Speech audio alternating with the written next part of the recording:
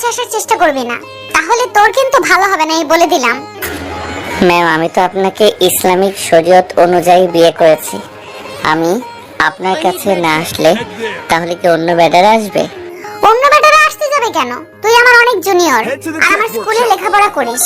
এই সম্পর্কটা যদি কেউ জানতে পারে তাহলে আমার মান সম্মান কোথায় যাবে একবারও বুঝতে পেরেছিস তুই? ঠিক আছে, আপনি যদি আমাদের সম্পর্কটা মানতে না পারবেন তাহলে সবার সামনে আমাকে বিয়ে করলেন কেন?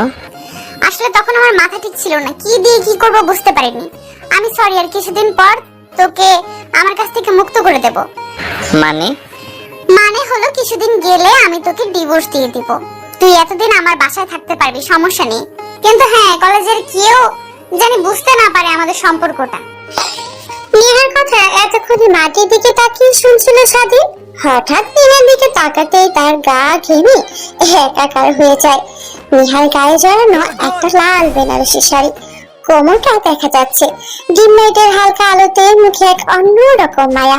স্বাধীন একা অন্য ঘরের মধ্যে যেতে লাগে নেহা। স্বাধীনকে আরো অনেক কথা বলতে লাগে, কিন্তু সেইগুলো কিছুই শুনতে পায় না সে। নেহাকে নিয়ে এক অন্য কল্পনার রাজ্যে পাড়ি জমিয়েছে স্বাধীন। অন্যদিকে নেহা স্বাধীনকে তার কোমরের দিকে ট্যাপ ট্যাপ করে তাকিয়ে থাকতে দেখে রেগে যায়। স্বাধীনের গালে ঠাস ঠাস করে দুইটা থাপ্পড় লাগিয়ে দেয়। স্বাধীনের ঘোর ভেঙে যায়। বড় বড় চোখে ছলছল দৃষ্টিতে নেহার দিকে তাকিয়ে বলে, থাপ্পড় মারলেন কেন ম্যাম আমাকে? তোকে থাপ্পড় মারবো না জামাই আদর করবো? হ্যাঁ, আমার কোমরের দিকে ওরকম ভাবে তাকিয়ে আছিস কেন? তোকে না বললাম আমার কাছ থেকে তুই কোনো অধিকার চাইবি না? আর কি লুচ্চা তুই রে, ম্যামের দিকে অমন করে তাকাস। আমি লুচ্চামি কি করলাম ম্যাম? আমি তো আপনার কোমরের দিকে তাকিয়ে হারিয়ে গিয়েছিলাম। স্বাধীনের মুখ দিয়ে আচমকায় কথাটা বেরিয়ে যায়। নিজে চিপেতে নিজেই কামড় দিয়ে অন্যদিকে নেহার আগে শুধু ফুটেছে। কুত্তার বাচ্চা, তুই আমার দিকে তাকিয়ে থাকিস আবার আমাকে বাজে কমেন্ট করিস। যা রুম থেকে এক্ষুনি বের হবি। আর তোকে যেন আমার রুমে না দেখি। ওইরকম ভাবে তাকিয়ে আছিস, না জানি কখনো আমার উপর আবার আক্রমণ করিস। নেহার থাপ্পড় খেয়ে আর নেহার কথাগুলো শুনে স্বাধীন রেগে যায়। নিজের রাগকে আর কন্ট্রোল করতে না পেরে ধীরে ধীরে গতিতে নেহার দিকে এগিয়ে যেতে লাগে। অন্যদিকে নেহা স্বাধীন থেকে দিকে এগিয়ে আসতে দেখে ভয় পেয়ে যায়। না জানি এখন কি করবে ছেলেটা। দেখ, একদমই ভালো হবে না বলে দিচ্ছি। তুই আমার দিকে আর এক পাও যদি এগিয়ে আসিস তাহলে তোর একদিন কি আমার একদিন। আপনি আমার বিয়ে করা বউ ম্যাম, আমার সম্পূর্ণ অধিকার আছে আপনার উপর। আর কি বললেন আমি লুচ্চা, তাই না? ওয়েট, দেখাচ্ছি লুচ্চা কাকে বলে আর লুচ্চারা কি কি করতে পারে। দেখ, একদমই ভালো হবে না বলে দিচ্ছি। আমার রাগ উঠাস না কিন্তু, তাহলে কিন্তু তোকে এই বাড়িতে আর এক মুহূর্ত রাখবো না, বের করে দেব। তখন রাস্তায় রাস্তায় ঘুরে ঘুরে খাবি। নেহার কথায় স্বাধীনের কোনো হেলদোলি নেই। স্বাধীন অনবরত নেহার দিকে এগিয়ে যাচ্ছে। পিছু করতে করতে দেওয়ালের সঙ্গে পিঠ থেকে যায়। এই পাশ ওই পাশ দিয়ে কিছু খোঁজার চেষ্টা করে, কিন্তু কিছু আছে নাকি কিছুই খুঁজে পায় না। শেষমেশে স্বাধীন নেহাকে শক্ত করে দেওয়ালের সঙ্গে জড়িয়ে ধরে আর অনবরত নেহার ঘাড়ে কপালে কিস করতে লাগে। স্বাধীনের প্রত্যেকটা কিসেই নেহা কি পড়তে লাগে অন্য এক অন্যরকম ভালো লাগা কাজ করে তার, কিন্তু স্বাধীনকে বুঝতে দেয় না। অনবরত স্বাধীনের হাত থেকে সে ছোটার চেষ্টা করে, কিন্তু স্বাধীন তো নাছোড় বান্দা।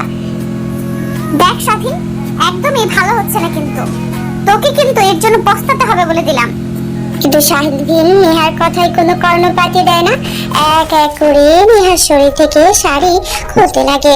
নেহা নিজেকে সামলাতে না পেরে স্বাধীনের প্রত্যেকটা সারাতে রেসপন্স করতে লাগে। তারপর স্বাধীন নেহাকে খাটে ফেলে দেয়, তারপর ওর শরীরের উপরে উঠে বসে। তারপর দুজনে হারিয়ে যায় ভালোবাসার এক অতুল গভীরে। প্রায় 2 ঘন্টা পর নেহার বুকের উপরে শুয়ে থাকে স্বাধীন। অনবরত ঘন ঘন নিঃশ্বাস ফেলছে দুজনে। শরীরে বিন্দু মাত্র কাপড় নেই, যেন একটি দেহ দুইটি আত্মা দুজনের একাকার। মাথার উপরে ফ্যান চলছে। নেহা ওইদিকে তাকিয়ে থেকে কিছুদিন আগে ঘটে যাওয়া কথাগুলো ভাবছে। ফ্ল্যাশব্যাক। নেহা কলেজ থেকে আসে, তার বাবা মা অনেকগুলো ছবি নিয়ে দেখছে তার মায়ের সঙ্গে। নেহাকে দেখতে পেয়ে নেহার বাবা নেহাকে উদ্দেশ্য করে বলে, মা এখানে বস, তোর বিয়ের জন্য অনেকগুলো ছেলে ঠিক করেছি, ছবিগুলো দেখে বল কোনটা তোর পছন্দ। বাবা মা, তোমাদের বলেছি একবার আমি বিয়ে করব না, আর বিয়ে যদি করিও তাহলে তোমাদেরকে ছেড়ে আমি থাকতে পারবো না। আমি ভালো করে জানি তোমাদের ছাড়া কেউ, তোমরা বিদ্রোহ হয়ে গেলে কে দেখাশোনা করবে। আমি বিয়ে করব না, একবার বলেছি, 1000 বার বলে যাব। দেখ মা, না করিস না, মেয়ে হয়ে জন্ম নিয়েছিস, শ্বশুর বাড়িতে যেতে হবে নাকি? আর কতদিন থাকবে নিজের বাড়িতে? হ্যাঁ, তোর বাবার কোনো কিছুর অভাব নেই, তারপর নিজের স্বামী সংসার বলেও তো একটা কথা আছে নাকি? সেইটা না হয় মা দেখে নেব, কোনো এক সময় তোমাদের এই নিয়ে আর এগোতে হবে না।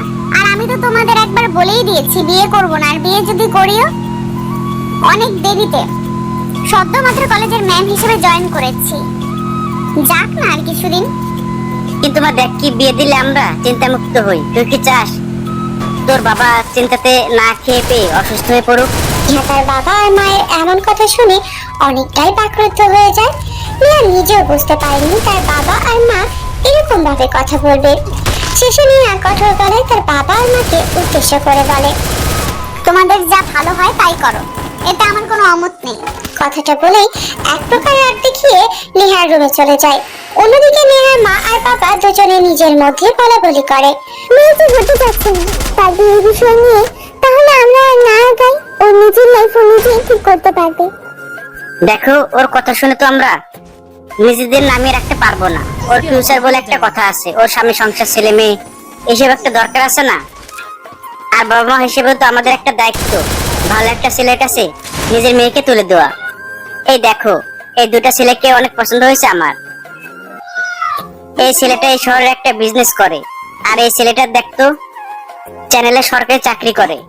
দেখে দুটার মধ্যে কোনটা তোর পছন্দ? আমি একটা বান্দিহাকে ছবিগুলো দেখিয়ে নিয়ে আসি, ওর এই দুটো ছেলের মধ্যে কাকে পছন্দ হয়। কথাটা বলেই নিহার মা নিহার রুমের দিকে অগ্রসর হয়। দরজার কাছে গিয়ে কড়া নাড়তেই নিহা দরজা খুলে দেয়। নিহার মা খাটে গিয়ে বসে।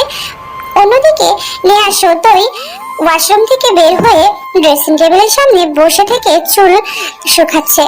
তারপর তার মার দিকে তাকিয়ে নেহা বলে, মা কিছু বলবে? তোমাদেরকে তো বলেই আসতাম, তোমাদের যা ইচ্ছা তাই করো, আমার এতে কোনো দ্বিমত নেই। মারে, তুই কি আমাদের উপর রেগে কথা বলছিস না? মেয়ে হয়ে জন্ম নিয়েছিস, বিয়ে তো করতেই হবে। আর বাবা মা হিসেবে আমাদের তো একটা দায়িত্ব আছে নাকি? এই ছবি দুটো দেখ, তোর এই দুজনের মধ্যে থেকে কাকে পছন্দ হয়। নেহা ছবিগুলো দেখে না, তাকিয়ে বলে ডান পাশের ছেলেটা পছন্দ হয়েছে। তারপর নিহার মা ছবিটা নিয়ে তার বাবাকে দেয়। নিহার বাবা ছেলের সঙ্গে কথা বলে বিয়ের দিন তারিখ ঠিক করে। অন্যদিকে স্বাধীন তার বাবা মানে জন্মের পর থেকেই ফুটপাতে বড় হয়েছে। তারপর একটা দাদিমা তাকে কুড়িয়ে পায়, সে তাকে লেখাপড়া করিয়েছে। কিছুদিন হলো সেও মারা গিয়েছে। সে লেখাপড়ার খরচ চালানোর জন্য একটা ক্যাটারিং সার্ভিসের সঙ্গে যোগদান করে, যেটা রাতে যে কোনো বিয়ের ইনভিটেশন, জন্মদিনের ইনভিটেশন এইগুলো কভার করে। এর পাশাপাশি স্বাধীন দিনের বেলাতে লেখাপড়া করে। দেখতে দেখতে নেহার বিয়ের দিনগুলো এগিয়ে আসে। নেহার বিয়েতে বিন্দু মাত্র মত নেই, শুধু তার মা আর বাবার দিকে তাকিয়ে বিয়েতে হ্যাঁ বলেছে সে। বিয়ের পোশাক আজকে থেকে শুরু করে কোনো জায়গাতেই নেহা যায়নি, বারবার এড়িয়ে এসেছে।